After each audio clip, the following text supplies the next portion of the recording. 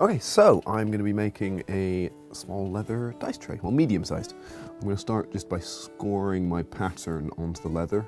And when you're doing leatherwork, you don't really use a pencil or a pen. Use what's called a scoring awl, which is just a kind of basic point. Now we're going to move on to cutting it out. So I'm going to use my head knife for this, which is the traditional leatherworker's knife. And you can cut with it in a lot of different ways, but one of the ones that used really frequently is called a roll cut. And that's positioning one tip on the leather and then doing a large rolling motion along the whole length of the blade like this. And this is really good for cutting long straight lines like the edge of this tray. Okay, my next tool I'm going to use is called a stitch groover. It's basically a little circular hole, one side of which is sharpened with a spacer that I can adjust. So if I unscrew this, that'll move and I can set how far I want it to be from the straight edge of the leather. When I'm using it, I then decide where I want to start the stitching line, plant it, put the thing against the edge of the other and pull back. And it will cut a wee groove to the hide. I might go along it a couple of times if I don't think it's deep enough the first time. Generally, when no more bits come off, it's as deep as it's going to go. So with my stitching grooves cut, I'm going to move on to edge beveling. An edge beveler is a kind of similar looking tool to that, but it's a small blade between two prongs. And this is for taking just a nice bevel off all the edges. It's generally the first step of refining your edges that you'll do on any piece. And you do it for pretty much everything that you make, from trays to belts to bags.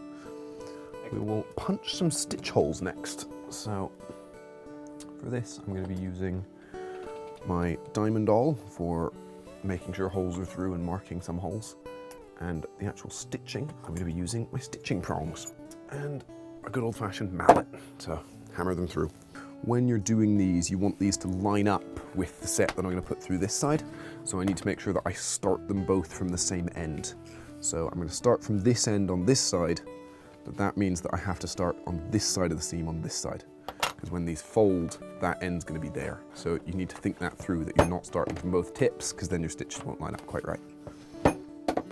So when I'm starting off tooling, I'll always have kind of a paper concept sheet of designs, and it'll be either something I've drawn myself or I found somewhere, or art from someone that I like that said I can use it. And I'll start by just putting a piece of tracing paper over and just copying all of the important lines of the design onto the tracing paper.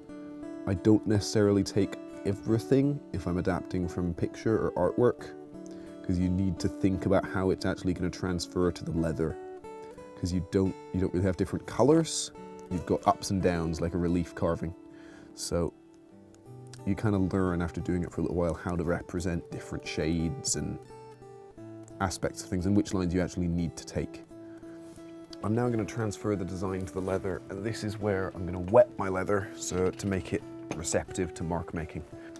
Take a sponge and just some plain cold water, and I'm going to do what's called casing the leather, which is just putting a thin layer of water over the surface that I'm preparing to tool. I don't want to get it too wet, because if I get it too wet, then it'll become kind of, I don't know, squelchy or gummy, and I can't really tool it. I can damage the leather if I try to tool it while it's in that state.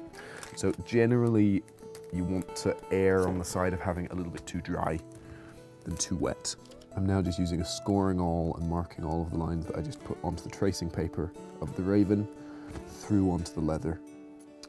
This is the same awl that I was using to mark my pattern, but because the leather's wet, it won't leave quite as rough lines. It will leave slightly nicer impressions for me to tool from.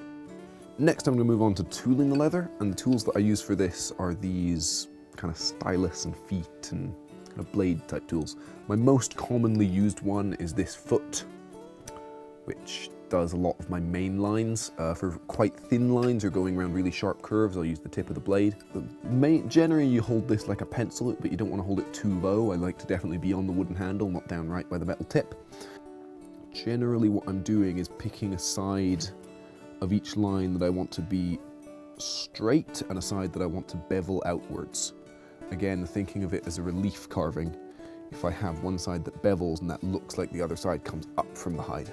I'll switch to the blade end for adding in some of the sharper feathers on areas like the feet here. There you go. I think I'm happy with that. So I'll next be moving on to dyeing the leather before I go on to burnishing. I dye with sponges. Some people use cloths or daubers, but I've always found sponges to be the most effective for getting a nice even coat. All I'm going to do is jump 3 dots onto the sponge and then apply it in a nice even circular motion, trying not to get it too thick anywhere and stopping the second it gets scratchy like that, and then I'll jump some more onto the sponge. It will look much darker than it's going to be when I first put it on, so it will dry a lot lighter than this. If I want it to be a little bit darker, then I can add another coat on over the top, or if I want it to be lighter, then I can thin the dye beforehand with some alcohol. Now, I'm going to move on to burnishing, and this is another situation where I wet the leather as I'm just using water as my burnishing agent. I'm just going to run a line along the edge of the leather, again, not too much, and I'm going to take something to burnish with. This is just canvas from an old seat. All I'm doing is running it really quickly along the edge of the leather to build up friction and heat, which is going to cause the water to evaporate and leave a nice glassy edge. Now I'm moving on to giving a quick kind of over burnish to the actual whole surface of the tray. For this I like to add a little bit of water to the actual canvas, because I find if you try to put it over the whole surface then it gets splotchy and different bits get different amounts. Put a light coat on there and then circular motions like this, and the canvas applies it itself much more neatly and then also evaporates it if you keep going. This will darken the leather again slightly from how light it dried, and it'll give it a really nice sheen, so every line in the tooling catches the light really nicely. So I'm now going to add some leather wax to it just to condition it and give it nice finish. Also, when you dye stuff with alcohol, it really dries the leather out and can make it a bit stiffer, whereas the wax kind of feeds the skin and makes it a lot nicer again. I use an old-fashioned hairdryer to heat up my wax to get it just to slightly closer to melting point when it's a bit hard. Now the leather will be slightly warmed up and the wax will be meltable, or melted, usable, and it will just go on by hand. This is really nice hand cream for your hands as well. Your hands feel lovely after you do this. So I've got my stitching pony here, which is basically a clamp that will be a third hand while I'm stitching to make it easier for me to saddle stitch. And then I'm going to be stitching with a natural linen thread and 2 saddler's needles, which are pretty much entirely blunt because I made all of my holes earlier with the prongs. I don't need them to be sharp, and in fact if they're sharp I'm more likely to go through in the wrong place and make a mess. I use 2 needles for a saddle stitch, so I'm going to start by taking either needle, it doesn't matter which, they're just positioned at either end of the thread. I'm going to put it through one of the holes in the end of the seam and match it with the hole on the other seam. I'm then going to pull that through and equalize the ends so that there's an equal length leading to both needles of the thread. I'm going to take the one on the good side, which is usually the grain side, and I'm going to move it into the second stitch and pull it out through. Pull that one tight, but not too tight. If it's too tight, this one will slip through. I'm going to take this one, I'm going to put it through the same hole, but going the opposite direction. So every single stitch of a saddle stitch is crossing over. Before I finish pulling that tight, I'm going to take the other thread and I'm going to put it through the loop that creates.